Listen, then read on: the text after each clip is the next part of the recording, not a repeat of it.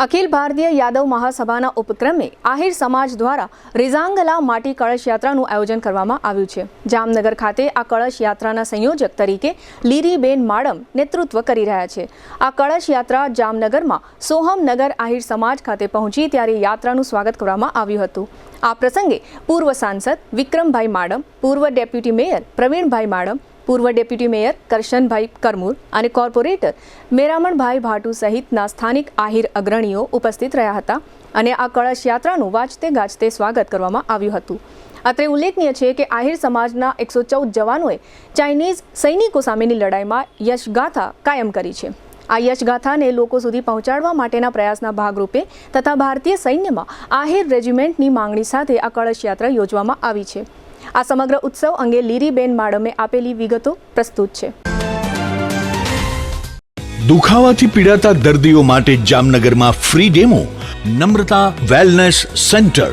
ચાલો અપનાવીએ નવીન એક્યુપલ્સ ટેકનોલોજી જે લોહીનું પરિભ્રમણ સુધારે, તમારા સ્નાયુઓને શક્તિ આપે, તમારા શરીરને જોમ આપે, ઉપરાંત પંજામાં સોજા થવા, પંજામાં ચડતા ગોટલા અને ગઠ્ઠા થવાની સમસ્યા, અન્ય ઘણા દુખાવાથી મુક્તિ મળે।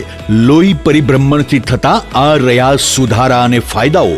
કોષની વૃદ્ધિ અને અંગની કામગીરીમાં સુધારો, ત્વચાને વધારે સ્વસ્થ બનાવે, ત્વચાની રોગ પ્રતિકારકતા વધારે, ઓક્સિજનથી સમૃદ્ધ લોહી સ્નાયુઓને આપે, હૃદયની સ્થિતિમાં સુધારો કરે, હાઈ બ્લડ પ્રેશરની સ્થિતિમાં સુધારો કરે, મગજની કામગીરીમાં સુધારો કરે, શરીરમાં જોમ અને શક્તિ વધારે। નબળા રક્ત પરિભ્રમણને પરિણામે અનેક દર્દો આવે છે જેવા કે ગઠ્ઠા થવા, સોજો ચડવો, તાણ, પગના તળિયામાં જણજણાટી, સાંધાનો લાંબા સમય સુધી દુખાવો, સ્નાયુઓ ખેંચાવા, ગોટલામાં દુખાવો। અમારા સેન્ટરમાં દરેક વ્યક્તિને રોજ 30 મિનિટ ફ્રી ડેમો આપવામાં આવશે। આ સેન્ટરમાં ફ્રી ડેમોનો લાભ લઈ દુખાવાના દર્દથી મુક્તિ મેળવો। આ યાત્રાનો ઉદ્દેશ્ય ભારત માટે, માં ભૌમ માટે હંમેશા આહિર કુળ અને અન્ય સમાજ પણ કુરબાન જ રહે છે। પણ આપણી જે આ ગાથાઓ છે, જે આપણી વીરતાઓની ગાથાઓ છે, આ બલિદાનોની ગાથાઓ છે, એ ઇતિહાસ ક્યાંય દટાઈ ના જાય। एक तो उद्देश्य है એટલે ઘરે ઘરે આ ગાથાઓને દઈએ। વીર આહિરો 114 આહિરો જ્યારે ચીન સાથે વિશ્વ યુદ્ધની દરમિયાન 3000 ચીનીઓને એક આહિરોએ 10 ને માર્યા। આવી વીરતાઓ, આવા પરાક્રમો જે આહિર કુળ છે એ સદા માં ભૌમ, માં ભારતી કાજ અને ધર્મ કાજે સદાય અગ્રેસર રહ્યું છે। આ વિશ્વને મેસેજ આપવા માટે આ યાત્રા કરી રહ્યા છે।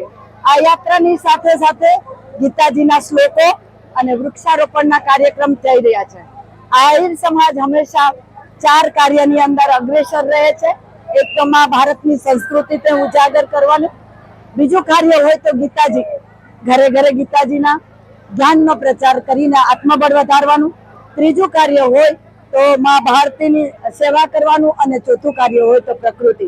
આવી રીતે સમસ્ત અમારા ભારતના 22 કરોડ યાદવો આ કાર્યમાં જોડાયેલા છે। બીજો એક આનો સંકલ્પ એવો છે કે જ્યારે 1962ના યુદ્ધની અંદર જે યાદવો શહીદ થયા એને આજે વીરાંજલિ આપવાનું। સાથે સાથે યાદવ કુળ હંમેશા જો ભારત માટે સમર્પિત હોય તો આજે અમે સરકાર આગળ એક રિક્વેસ્ટ પણ કરીએ છીએ કે અમારી લાગણીઓ ત્યાં સુધી પહોંચે કે અમે સદાય ભારતની સરહદે રહેવા તૈયાર છીએ, લડવા તૈયાર છીએ। તો રેजिमेंट માટે સરકાર થોડો વિચાર કરે, કારણ કે આહિર કુળની અંદર ભગવાન શ્રી કૃષ્ણથી જ્યારથી અમે સીધી લીટીના વારસદાર છીએ, જ્યારે અમારા ઈષ્ટદેવે હંમેશા ધર્મ માટે યુદ્ધ કર્યું હોય અને હંમેશા માં ભારતની રક્ષા માટે સદાય એને જો સુદર્શન ચક્ર ચલાવ્યું હોય તો આ એ જ જ્ઞાતિ છે કે માં ભારતીને સમર્પિત થવા માંગે છે। તો આજે અમે આપ સર્વની સાક્ષીએ એક મેસેજ આપવા માંગીએ છીએ।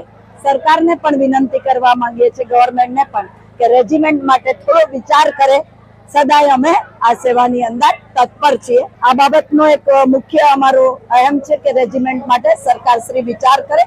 પણ આ યાત્રાને યાદવ કુળ છે એ યાત્રાને ઉત્સવમાં એટલે અમે મનાવી રહ્યા છીએ કારણ કે આ ભારત દેશ આપણો છે।